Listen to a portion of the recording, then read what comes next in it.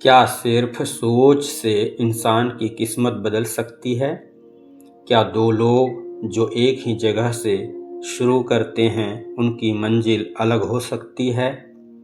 आज की ये कहानी आपको सोचने पर मजबूर कर देगी, क्योंकि इसमें सिर्फ दो लोगों की कहानी नहीं बल्कि हमारी सोच का आईना छुपा है।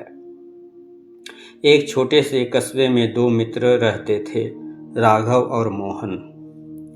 दोनों बचपन से साथ थे, साथ खेलते, साथ पढ़ते और एक दूसरे के बिना उनका दिन अधूरा रहता था। अगर एक के पास रोटी होती तो दूसरा बिना खाए नहीं रहता। अगर एक के पास किताब होती तो दोनों मिलकर पढ़ते। गरीबी थी, साधन कम थे, लेकिन उनके सपने बहुत बड़े थे। उन्हें लगता था कि एक दिन वे दोनों मिलकर कुछ बड़ा करेंगे। समय बीतता गया, दोनों बड़े हुए, पढ़ लिख कर नौकरी करने लगे। सब कुछ एक जैसा था, लेकिन एक चीज अलग थी, उनकी सोच। राघव सोचता था, अगर मेरे पास कुछ ज़्यादा है तो वो किसी और के काम आना चाहिए। और मोहन सोचता था, दुनिया में वही आगे बढ़ता है जो अपने लिए ज़्यादा से ज़्यादा जुटा ले।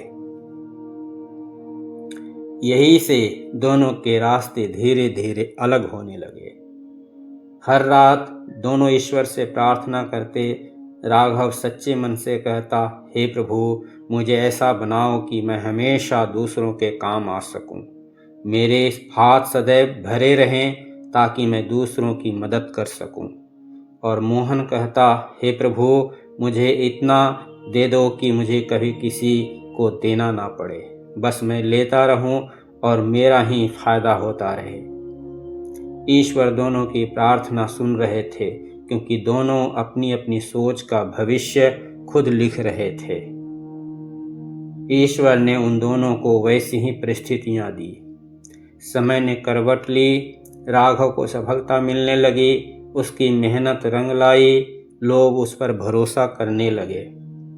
उसका नाम होने लगा, पहचान बनने लगी, उसका व्यापार बढ़ता गया, बहुत वृद्धि होने लगी और एक दिन वह बहुत बड़ा व्यापारी बन गया। अब उसके पास बहुत पैसे थे। इतनी सफलता के बाद भी उसकी सोच नहीं बदली। उसके अंदर दान करने की सोच अभी भी थी। वह कभी किसी गरीब बच्चे की फीस भर देता, कभी किसी भूखे को खाना खिला देता, कभी किसी बीमार के इलाज का खर्चा उठा लेता। लोग उसे सिर्फ अमीर नहीं बल्कि दिल से बड़ा इंसान कहने लगे, क्योंकि उसे देने में ही सच्ची खुशी मिलती थी। वहीं दूसरी तरफ मोहन की जिंदगी उलझती चली गई। नौकरी छूट गई, नए मौके नहीं मिले और धीरे धीरे लोग भी उनसे दूर होने लगे, क्योंकि उसने कभी किसी के लिए कुछ किया ही नहीं था। अब उसे समझ नहीं आ रहा था कि आखिर उसकी जिंदगी ऐसे क्यों बदल रही है। हालात इतने बिगड़ गए कि एक दिन उसे भीख मांगनी पड़ी। वह रेलवे स्टेशन पर बैठ जाता, लोगों के सामने हाथ फैलाता। जिस हाथ से वह कभी सिर्फ लेने की सोचता था, आज वही हाथ मजबूरी में फैल चुका था। ईश्वर ने उसकी प्रार्थना सुनी, उसे लेने वाला बना दिया। अब वह हर किसी से लेता था, देता कुछ भी नहीं था, क्योंकि उसके पास देने को कुछ था ही नहीं।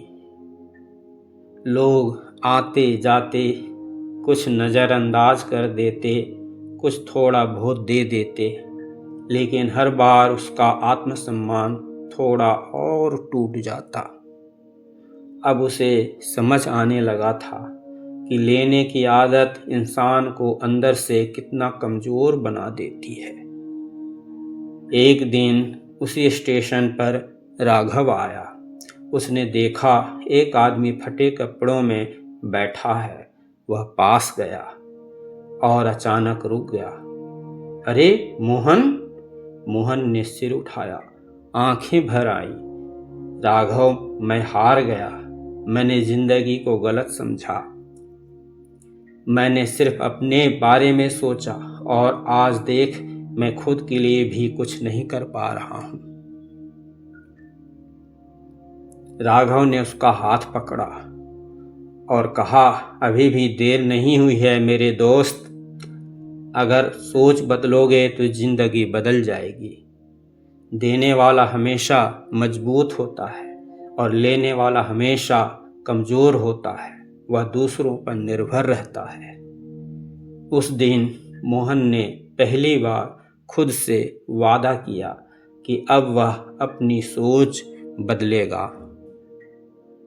शुरुआत मुश्किल थी, लेकिन इस बार उसने हार नहीं मानी।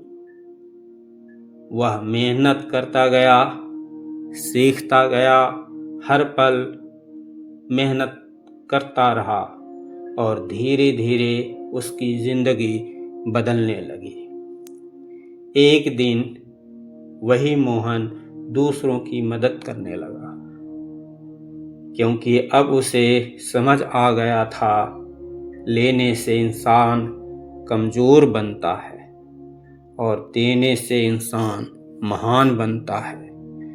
देने वाले का हाथ सदैव ऊपर रहता है और वो ऊंचा रहता है, और लेने वाले का हाथ सदैव नीचा रहता है और वो सदैव नीचे ही रहता है। जैसी सोच वैसा जीवन। तो सोच समझकर चुनिए, आप लेना चाहते हैं या देना चाहते हैं। ईश्वर से भी प्रार्थना वही करनी चाहिए जिस प्रार्थना से आप महान बन सके, क्योंकि प्रार्थना में बहुत शक्ति होती है। मेरे दोस्त, ईश्वर से कभी भी ऐसी प्रार्थना मत करो कि मैं लेता रहूं, देने की ना सोचूं। इस प्रकृति में, इस सृष्टि में ले देकर ही जीवन चल सकता है। सभी कुछ ना कुछ ले रहे हैं और सभी कुछ ना कुछ दे रहे हैं। जो केवल लेने की सोचता है वो सदैव अवनति की ओर जाता है, और जो कुछ देने की सोचता है वो सदैव ऊपर उठता जाता है, आगे बढ़ता चला जाता है।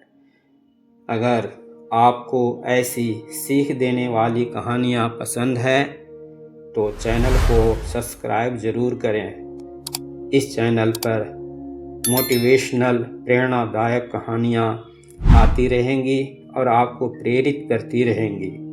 वीडियो को लाइक करें, शेयर करें, ताकि ये संदेश और लोगों तक पहुंच सके और हमसे जुड़े रहें। धन्यवाद।